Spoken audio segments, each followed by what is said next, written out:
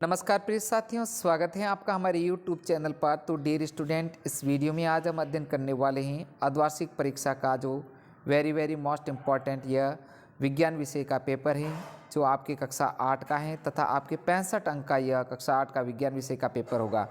साथियों, ये पेपर आपके एग्ज़ाम की दृष्टि से बहुत ही ज़्यादा महत्वपूर्ण है, इम्पॉर्टेंट है और ये आपके लिए एक वरदान साबित होगा। और इस पेपर को पढ़ करके निश्चित ही आप परीक्षा के अंदर बहुत ही ज़्यादा अच्छे अंक प्राप्त होंगे। तो साथियों, वीडियो शुरू करने से पहले अगर आप हमारे चैनल पर नए हैं, चैनल को सब्सक्राइब कीजिएगा तथा वीडियो को लाइक तथा शेयर जरूर कीजिए। तो साथियों, शुरू करते हैं। देखते हैं सबसे पहले सही विकल्प का चयन करके 1 नंबर प्रश्न हम देखते हैं। निम्नलिखित में से किसको पीटकर पतली चादरों में परिवर्तित किया जा सकता है? तो यहाँ पर ऑप्शन है जिंक, फास्फोरस, सल्फर, ऑक्सीजन। सही उत्तर होगा ए, जिंक। अगला है रबी की फसल का उदाहरण नहीं है। सही उत्तर होगा धान। नेक्स्ट है चीनी को अल्कोहल में परिवर्तित करने के प्रक्रम का नाम है। यहाँ पर आंसर होगा किण्वन। नेक्स्ट अगला 4 नंबर मलेरिया परजीवी का वाहक है मादा एनाफिलीज मच्छर। अगला है कॉपर में जंग लगता है तो उसका रंग कैसा हो जाता है? सही उत्तर होगा हरा। नेक्स्ट आगे किसके घर्षण को कम किया जा सकता है? सही उत्तर होगा स्नेहक से। अगला 7 नंबर है ऐसा रोग जो विषाणु के कारण होता है? इन्फ्लुएंजा रोग। सही उत्तर होगा बी।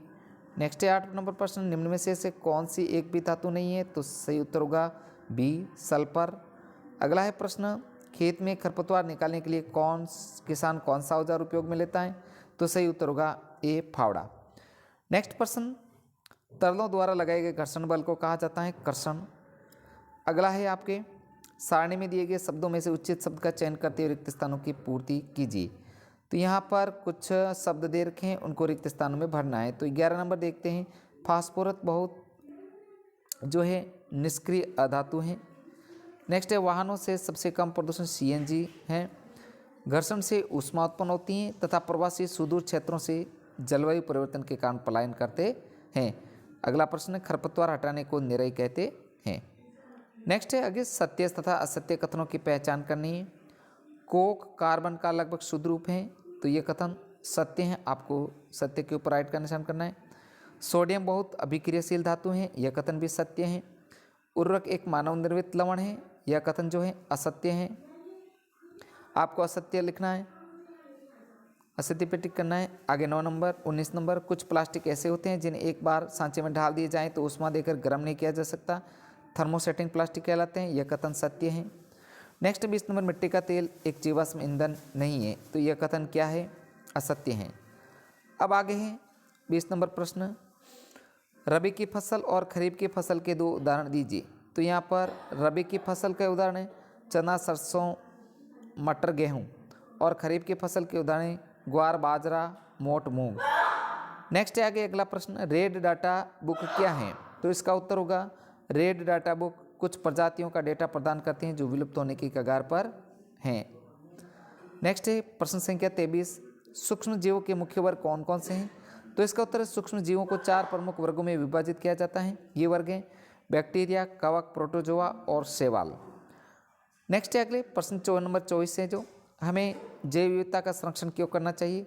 तो इस प्रश्न का उत्तर लिखना है आपको जैव विविधता के कारण ही हमें खाद्य पदार्थ प्राप्त होते हैं तथा जंतुओं के जीवन मापन के अनजान पहलुओं का अध्ययन हम उसी क्षेत्र के जंतुओं को सुरक्षित रखकर कर सकते हैं। अतः जैव विविधता का संरक्षण अति आवश्यक है, यह हमारे जीवन के लिए बहुमूल्य निधि है। नेक्स्ट है प्रिय विद्यार्थियों प्रश्न संख्या 25 है जो सीएनजी और एलपीजी का ईंधन के रूप में उपयोग क्या लाभ है?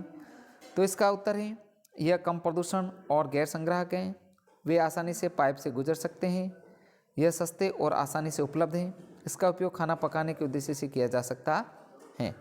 नेक्स्ट है प्रश्न संख्या 26 क्या होगा यदि हम वृक्षों की कटाई करते रहें? तो इस प्रश्न का उत्तर है यदि हम वृक्षों की कटाई करते रहें तो उस क्षेत्र में वर्षा कम होगी, बाढ़ अधिक आएगी, उस क्षेत्र का भूमिगत जल स्तर नीचे चला जाएगा, वायु की आर्द्रता घट जाएगी, पर्यावरण संतुलन बिगड़ जाएगा, जैव विविधता नष्ट हो जाएगी। नेक्स्ट प्रश्न देखते हैं प्रश्न संख्या 27 है जो प्रतिजैविक क्या है? तो इसका उत्तर प्रतिजैविक क्या है और प्रतिजैविक लेने में कौन सी सावधानी रखनी चाहिए? तो इसका उत्तर है प्रतिजैविक या एंटीबायोटिक एक पदार्थ या यौगिक है जो जीवाणु को मार सकता है, उसके विकास को रोकता है। अब इसके उपयोग से सावधानियां हैं जो किसी योग्य डॉक्टर की सलाह पर ही प्रतिजैविक लेनी चाहिए, डॉक्टर द्वारा निर्धारित कोर्स को पूरा करना चाहिए और प्रतिजैविक, हालांकि सर्दी और फ्लू के खिलाफ प्रभावी नहीं है क्योंकि ये रोग विषाणु के कारण होते हैं।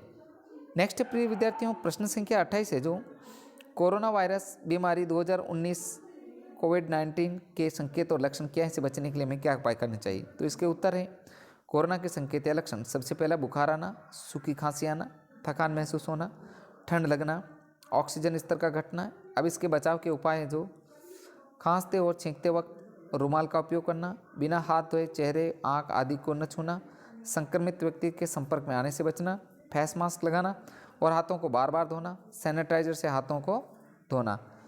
तो प्रिय विद्यार्थियों, हमने इस वीडियो में जो कक्षा 8 का जो विज्ञान विषय का यह मॉडल प्रश्न पत्र है, इसका संपूर्ण सॉल्यूशन हमने इस वीडियो में किया है।